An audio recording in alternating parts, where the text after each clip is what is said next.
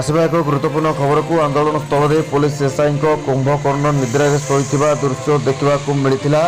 जाजपुर राज्य तथा देशर विभिन्न स्थान में जातीय राजपथ में समस्त 450 टोलगेट शुल्क आदाय बंद दाबी चाषी आंदोलन कर परिस्थिति नियंत्रण पर टोलगेट मानक व्यापक पुलिस मुतयन कर पाणीकोइली टोलगेट ठारे पाणीकोइली थाना एसआई ड्यूटी को नहीं जनसाधारण चर्चा होउछि। आंदोलन में बेले बेले उत्तेजना देखा दिए, तेणु जनसाधारण लोकों को सुरक्षा को दृष्टि रखी सेठारे पुलिस मुतयन कर प्रश्न उठुची, जदि जड़े कर्तव्यनिष्ठ पुलिस एसआई आंदोलन स्थल एभली घोर निद्रारे शोइबे तेबे जनसाधारण माने केते दूर सुरक्षित ताहा साधारण प्रश्नवाची उठुची।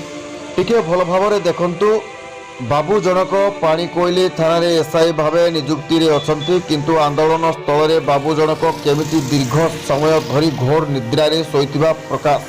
आउ बाबू जनक पचारिबारु से कहउछंती, मो अंटा दरज, मु बुढ़ा होई गलेनी, डिपार्टमेंट टका मानकु एठी ड्यूटी रे लगेबा कथा, किंतु बुढ़ा को ड्यूटी रे लगाउछंती।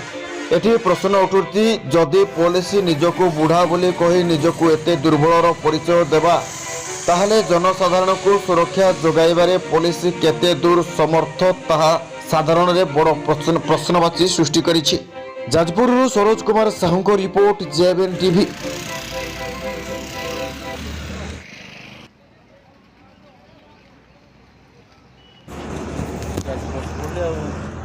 ड्यूटी आवर सार कौन शोई पड़ते पूरा फुल निदे फुल अंटाटा पेन हो बेल्ट बांधिक आसी